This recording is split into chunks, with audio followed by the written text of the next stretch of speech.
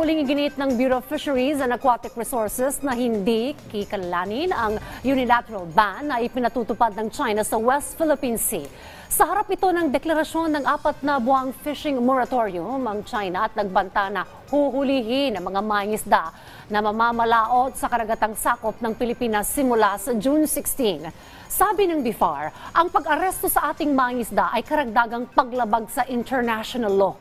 Malinaw aniya sa United Nations Convention on the Law of the Sea na Pilipinas ang may karapatan sa West Philippine Sea. Ayon pa sa BIFAR, aabot sa 300,000 mangingisda ang namamalaot sa West Philippine Sea. 11% ng kabuang huli ng isda sa buong bansa ay galing dito. Kaya pinalalakas ang kapasidad sa pangisda sa tulong ng Layag West Philippine Sea Project ng BIFAR sa pamamagitan ng pamamahagi ng gamit sa pangingisda, gasolina, pagkain at iba pang mga ayuda. Kapag itinuloy po talaga ito ng China, mangangahulugan na naman ito ng panibagong violation sa bahagi ng China.